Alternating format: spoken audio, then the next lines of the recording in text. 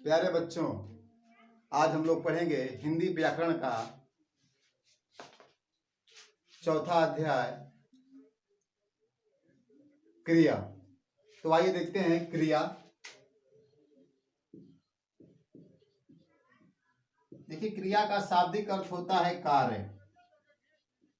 अब यह क्रिया कार्य किस तरह से करती है, इस पे विशेष ध्यान देना है हमको। पहले इसकी परिभाषा देखते हैं। लिखते हैं कि जिस शब्द से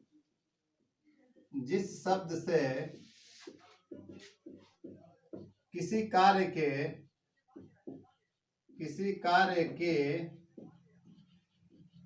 करने या होने का बोध हो, उसे क्रिया कहते हैं। जैसे करना, उठना, बैठना आदि। ये क्रिया की परिभाषा है और ये उसके उदाहरण है। आइए देखते हैं क्रिया के भेद। क्रिया के भेद मुख्य रूप से दो प्रकार के होते हैं। पहला होता है देखते हैं क्रिया के भेद। क्रिया के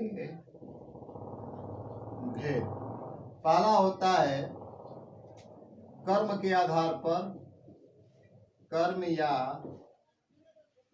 अर्थ के आधार पर, और दूसरा होता है रचना के आधार पर। तो आइए पहले स्टार्ट करते हैं कर्म या अर्थ के आधार पर। कर्म या अर्थ के आधार पर क्रिया के दो भेद होते हैं। कर्म के आधार पर क्रिया के भेद। पहला होता है अकर्मक और दूसरा होता है सकर्मक। आइए पहले देखते हैं अकर्मक क्रिया। अकर्मक क्रिया का शाब्दिक अर्थ होता है जिसमें कर्म न हो, बिना कर्म की क्रिया। बिना कर्म की क्रिया। जैसे मोहन पढ़ता है, छात्र खेलते हैं।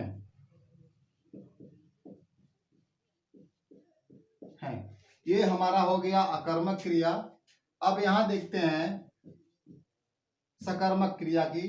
तो सकर्मक क्रिया में होता है कर्म के साथ। कर्म के साथ एग्जाम्पल देखते हैं। जैसे मोहन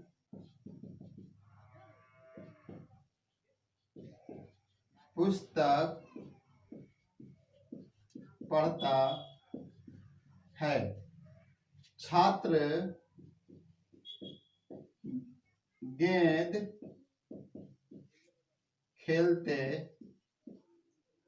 से खेलते हैं।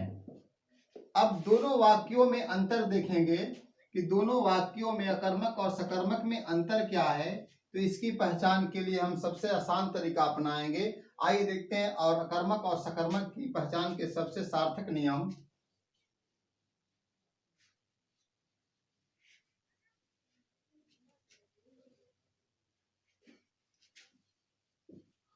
अकर्मक क्रिया और सकर्मक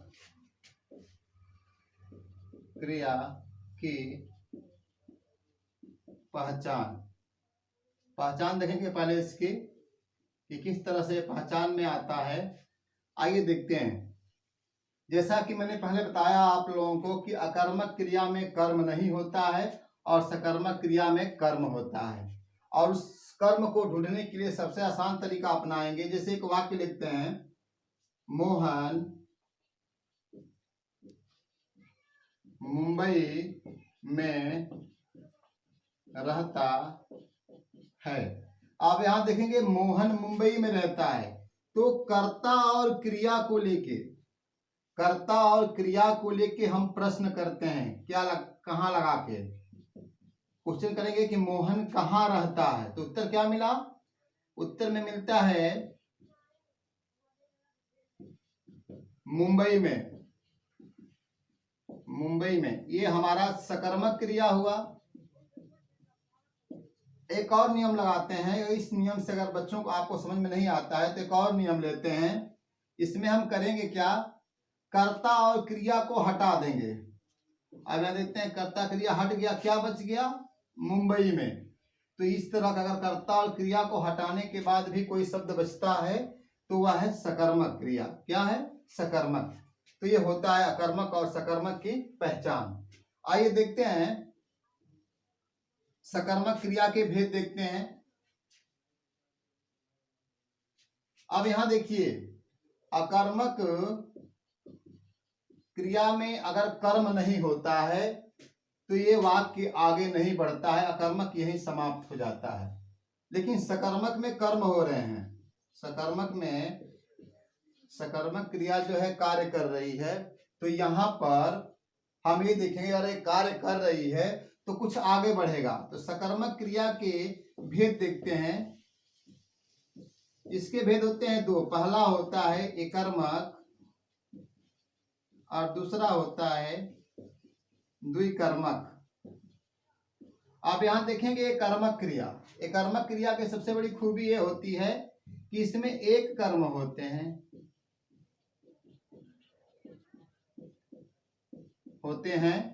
और द्विकर्म में यहां देख रहे हैं, द्वि मतलब दो, दो कर्म के साथ, यानी जिसमें लिखते हैं एक से अधिक कर्म वाले, एक से अधिक कर्म वाले क्रिया को द्विकर्मक क्रिया कहते हैं। इसको भी पहचानना आसान है। जैसे एक कर्मक का उदाहरण लेते हैं,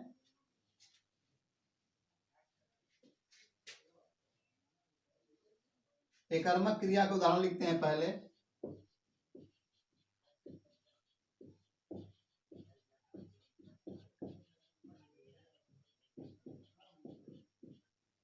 उदाहरण लेते हैं, जैसे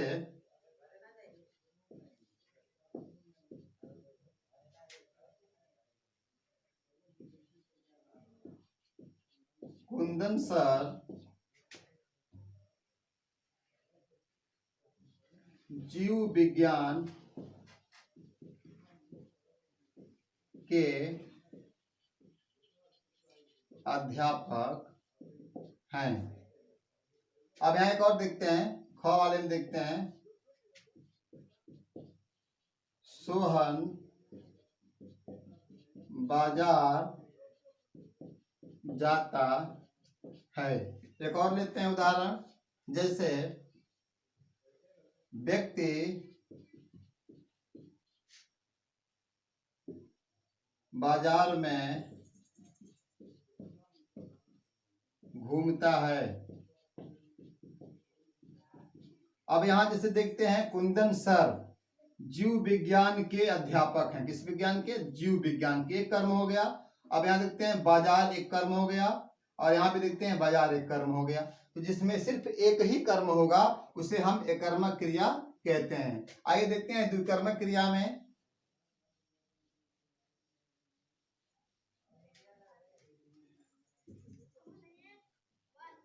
द्विकर्मक क्रिया की सबसे बड़ी पहचान होती है कि इसमें एक से अधिक कर्म होंगे। जैसे पहला लिखते हैं,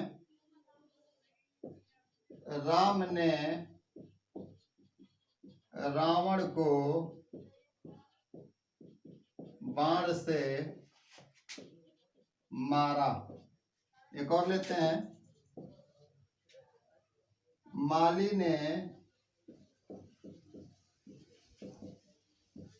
बगीचे से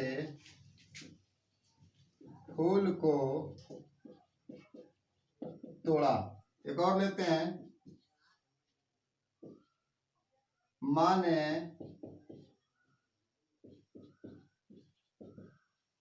बच्चे को आया से दूध पिलवाया। एक और लेते हैं,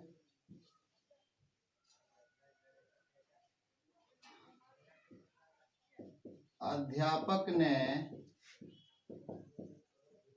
बच्चे को प्रधानाचार्य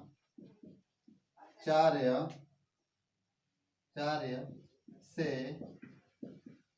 पिटवाया। तो ये था सकर्मक क्रिया के, द्विकर्मक क्रिया के कुछ उदाहरण। जैसा कि इसमें देख सकते हैं कि रावण को बाण से, बगीचे से, फूल को, बच्चे को आया से, और यहाँ देखते हैं बच्चे को प्रधानाचार्य से। तो ये था हमारा द्विकर्मक में एक से अधिक क्रियाओं का प्रयोग होता है। ठीक है, आगे बढ़ते हैं। अब अगला टॉपिक जो हमारा होगा वो होगा रचना के आधार पर। रचना के आधार पर ये मिलेगा आपको अगली वीडियो के माध्यम से। धन्यवाद।